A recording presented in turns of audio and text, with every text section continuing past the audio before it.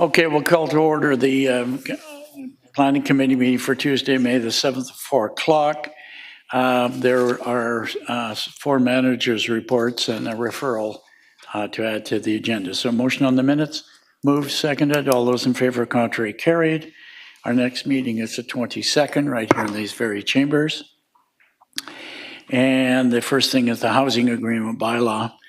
10524 for the housing agreement at 10525 to permit the city of Richmond to secure low-end market rental and market rental units at 10611 and 10751 River Drive. And Greg Norman is speaking. Greg, yes, thank you. Through Mr. Chair.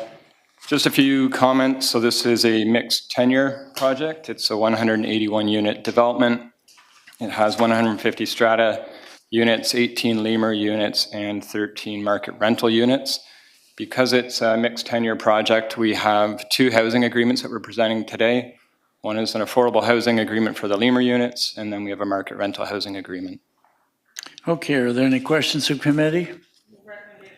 Seconded. All those in favor? Contrary, carried. Thank you very much, Greg.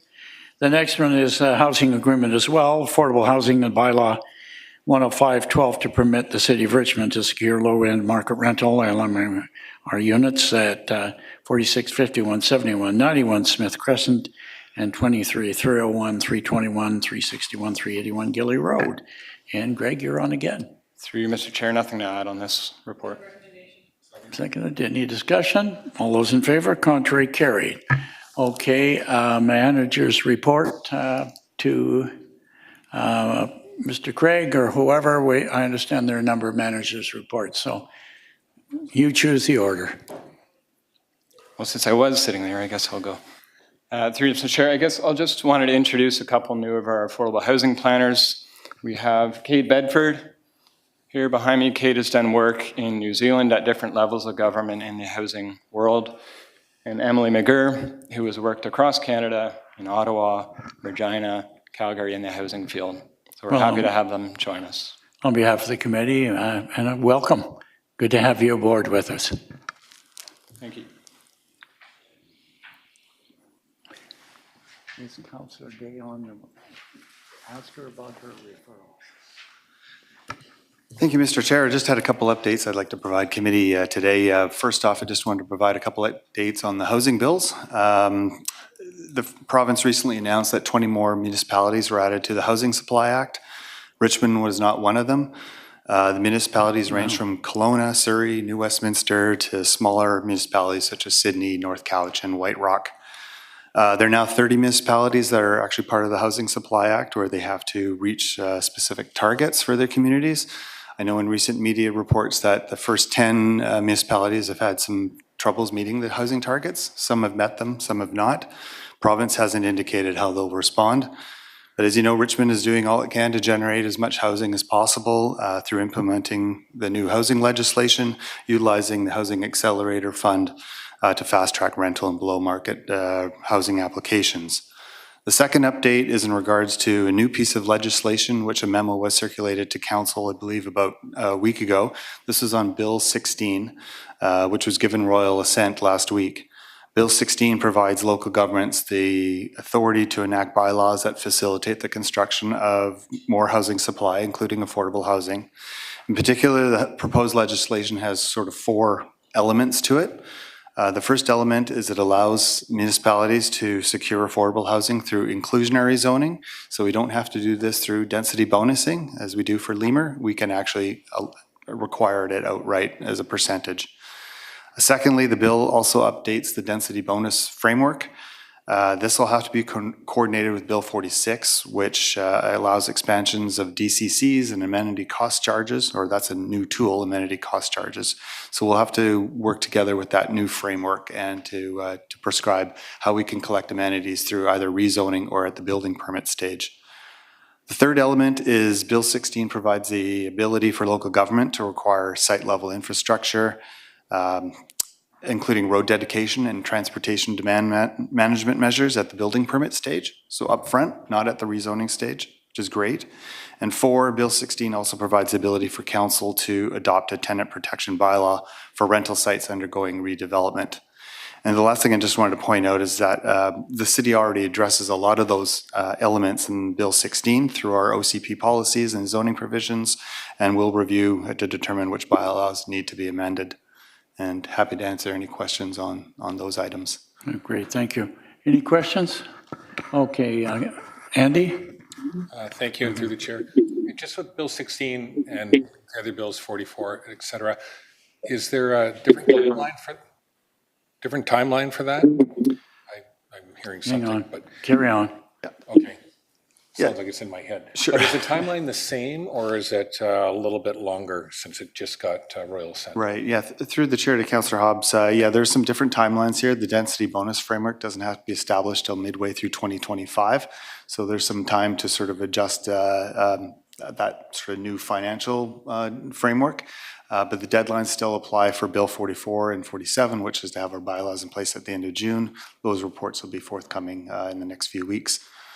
So yeah, that's, but there's no changes to established deadlines. Okay, all from right, this bill. thank you.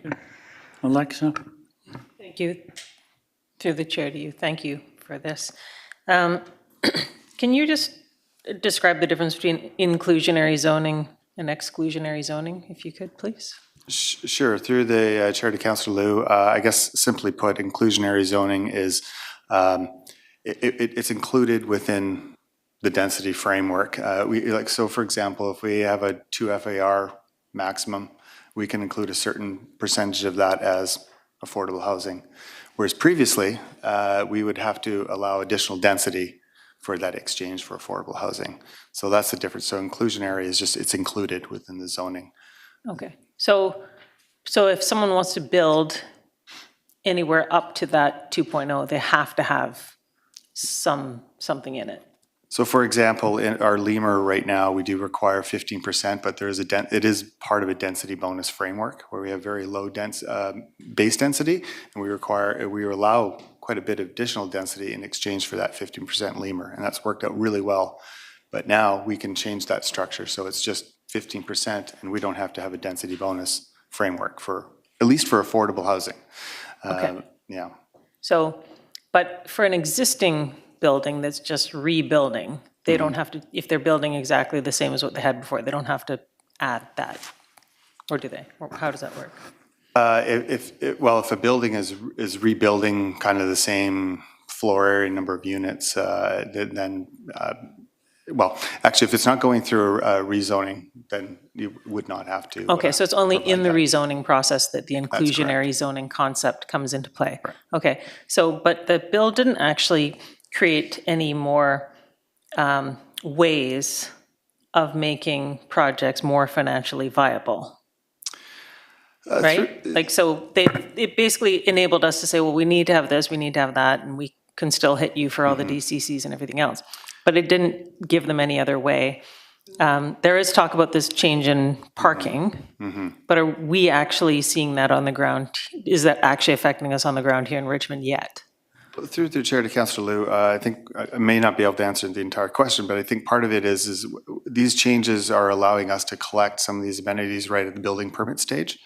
It used to be always through rezoning where we'd have a framework where we'd collect our goodies through that process, but now we can collect amenities at the building permit stage. We still have to update bylaws to do that, but that's the new framework because the province has required us to pre-zone a lot of areas for new development, and the only way we can collect those amenities is at the building permit stage. Okay, so we're going to pre-zone it, which is essentially a rezoning. Right. So there is a rezoning, but Yeah. we're just speeding it up. But then does that preclude the person from building what they already had without adding extra goodies, if you will? Right. Through the chair to council, it depends on the development. In some cases, yes, we may be requiring those amenities up front. Once again, this is a framework that still needs to be established and bylaws need to be prepared and put together in front of council to adopt. So I can't really guess on what that new framework will look like, but it gives us that ability to do that. Okay, thank you. Okay, are there any other questions? Okay, seeing none, thank you very much. Through the chair, Keep one going. other update I just wanted to provide to committee, and I'll be brief. This is just regarding the Heritage Awards. The call for nominations for the 2024 Heritage Awards is now open. Anyone can submit a nomination. You simply complete a one-page nomination form online and just indicate the person's contribution to the Richmond's heritage. Forms can be found on our website, and the deadline for nominations is Sunday, May 26th. Great, thanks very much. Okay, do we have anybody else? Seeing none. Councillor Day, are you still on the line? Yes, I am here. I'm very sorry. I got stuck in the damn Massey Tunnel. You should Sorry never about go that. there. I had a question of staff regarding BC Hydro connections, and I wondered if Mr. Craig could answer a couple questions for me. Okay, ask the question. Yeah, so I've been hearing from developers and even from some people, working in the planning department and in inspections that often we cannot get the connections needed for new homes, such as a 400 amp service if someone wants to go 100% electric with, heat pumps and Tesla chargers for their cars and whatnot. And what can we do about that? Like, can we work with BC Hydro to get more connections for electrical hookups? Because I understand one developer I talked to said that the only way they could get it was if they paid $40,000 for a new hookup system. Through the chair to Councillor Day, in terms of BC Hydro and their connections and fees associated with the connections, there's really not much that the city can do. BC Hydro does control their own destiny in terms of the fees charged. In terms of the various types of services that may be provided, I do understand that there are options to achieve service to a site. Each site is somewhat unique, though, in terms of what infrastructure may already exist in that neighborhood. So it's really a site-by-site condition that will determine what sort of BC Hydro upgrade, if any, may be required. There will be sites where no upgrade will be required. However, other sites may be subject to substantial upgrading, as you've noted. Is the reason for that maybe older neighborhoods don't have the infrastructure that newer neighborhoods have? Like, what's the distinction between the two different types? Through the chair to Councillor Day, I really can't give you any definitive reason as to why a certain neighborhood may be different than others. What I can say is that BC Hydro is well aware of the move throughout the province to move towards electricity as a source of energy, and that BC Hydro themselves is looking at what can be done to address the infrastructure demands and the cost of service and the speed at which those upgrades can be provided. So they have recently requested city input through some sessions that will occur later this year in terms of how to improve the situation for the province as a whole. Okay, would it be timely for council to write to BC Hydro to ask what is in place, and so we could better understand the situation? Because when the two builders that I talked to, they said that the cost was between $30,000 and $40,000 additional because the grid did not exist.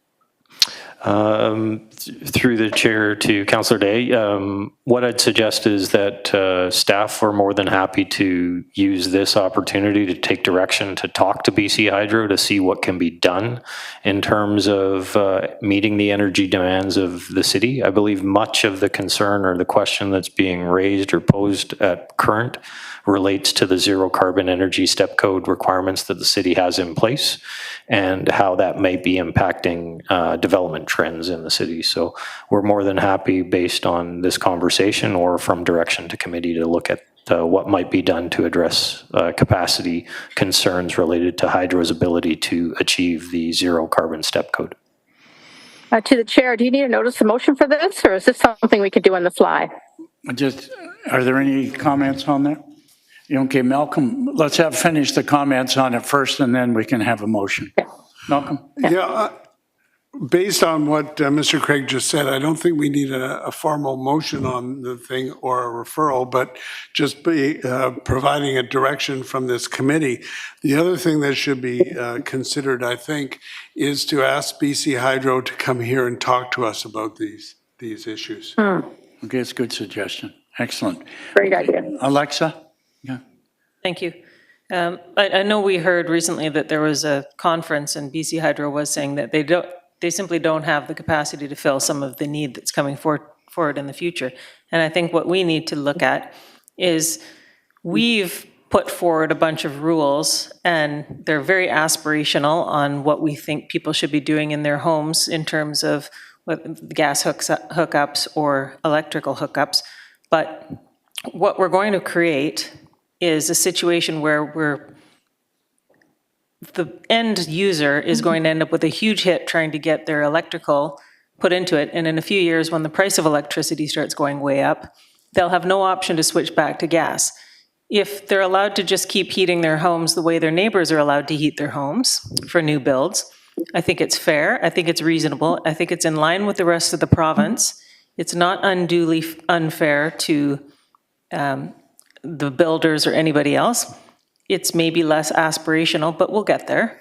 And when capacity starts ramping up, then people will have the options to move and to shift and to use different forms of heating. But, you know, the winters are getting colder, the summers are getting hotter.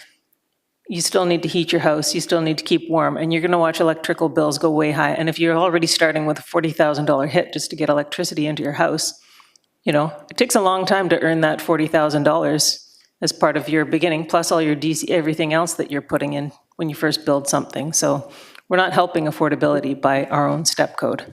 So I think we need to look at backing it down and being in line with the province for the next few years to support building in Richmond. Okay, thank you. Any other comments? I think Carol, probably it's a suggestion to staff take it under advisement and bring BC Hydro to committee to go through all the situation. Will you be comfortable with that? Thank you very much, Councillor McNulty. That sounds wonderful. You okay? All right. So staff's got that, okay, under advisement. Okay, is there anything else for the good of planning from staff or otherwise? All right, motion to adjourn? We're adjourned and we do have an in camera.